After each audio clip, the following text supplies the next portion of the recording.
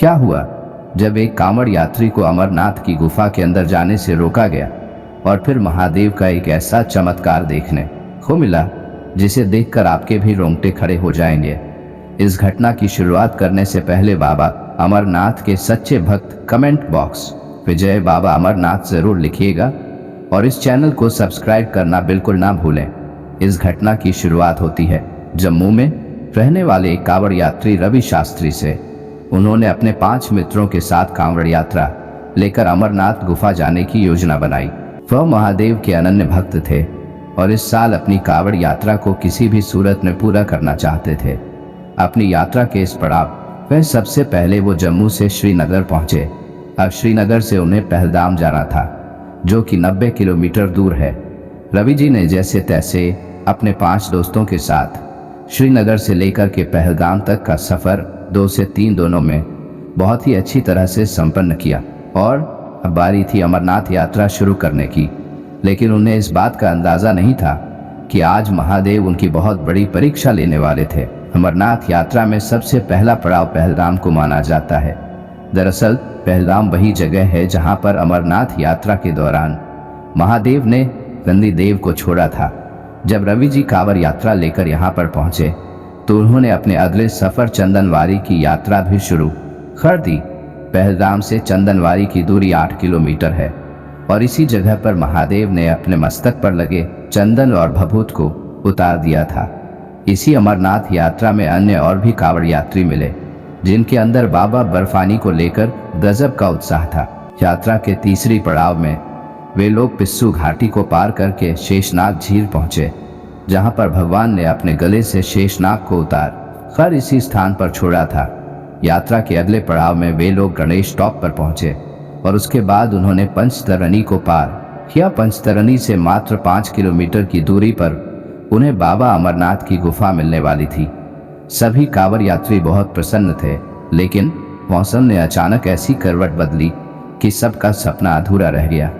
उसी समय अमरनाथ में अचानक तेज आंधी, तूफान और बरसात होने लगी। कई लोग इस बरसात में बह गए और सरकार ने भी स्थितियों को नियंत्रित करने के लिए अमरनाथ यात्रा पर रोक लगा दी। रवि शास्त्री जी के साथ सभी कांवड़ यात्री बहुत परेशान हो गए थे क्योंकि उन्होंने यात्रा के 5 पड़ावों को पार किया था। उसके बाद वो इस स्थान पर पहुंचे थे और वापस लौटना बहुत मुश्किल था। रवि जी के सभी साथी निराश होकर अपनी कांवड़ यात्रा को वहीं अधूरा छोड़कर पुनः जम्मू के लिए रवाना हो गए। लेकिन रवि जी ने प्रतिज्ञा ली थी कि वह इस बार के कांवड़ यात्रा को जरूर पूरा करेंगे। जब उन्होंने आगे बढ़ने का प्रयास किया तो वहां खड़े हुए सरकारी अधिकारियों ने उन्हें आगे जाने से रोक दिया। रवि शास्त्री जी ने बताया कि वो उसी स्थान पर रुके रहे। आंधी तूफान आए, तेज बरसात आई, लेकिन महादेव की कृपा से उनका बाल भी बांका नहीं हुआ। तकरीबन 10 दिन के बाद अमरनाथ यात्रा को पुनः शुरू किया गया, लेकिन तब तक रवि जी का स्वास्थ्य बहुत खराब हो चुका था। वो अपनी कांवड़ यात्रा को पूरा तो करना चाहते थे, लेकिन आगे बढ़ पाने में सक्षम नहीं थे। तभी वहां पर एक बहुत बड़ा चमत्कार हुआ। एक बहुत ही दिव्य साधु उस जगह पर पहुंचे जिन्होंने रवि शास्त्री जी के सर पर हाथ रखा और उन्हें इस बात का एहसास दिलाया कि ये तुम्हारी प्रतिज्ञा है कि तुम कांवड़ यात्रा को पूरा करो। और उनके सर पर हाथ रखते ही रवि जी की जान में जान आ गई और वो उसी समय तुरंत खड़े हो गए।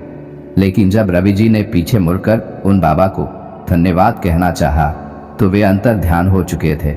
रवि जी समझ चुके थे कि यह महादेव का ही एक संकेत है और वह अमरनाथ की गुफा के लिए रवाना हुए, जहां पहुंचकर उन्होंने अपने कांवड़ से बाबा बर्फानी का जलाभिषेक किया और अपनी कांवड़ यात्रा को उन्हें प्रणाम करके पूरा समाप्त किया। दोस्तों, कहते हैं अगर आप महादेव के भक्त हैं तो आपको परीक्षा बहुत सारी देनी पड़ेगी, लेकिन अगर आप उस परीक्षा में पास हो गए तो महादेव आपकी सारी मनोकामनाएं तो पूर्ण करेंगे ही, साथ ही में हमेशा आपका साथ निभाएंगे। दोस्तों, आपको यह वीडियो कैसा लगा हमें कमेंट बॉक्स में ज़रूर बताइएगा। अगर आपको यह वीडियो पसंद आया तो वीडियो को लाइक करें, कमेंट करें और इस वीडियो को ज़्यादा से ज़्यादा शेयर करें।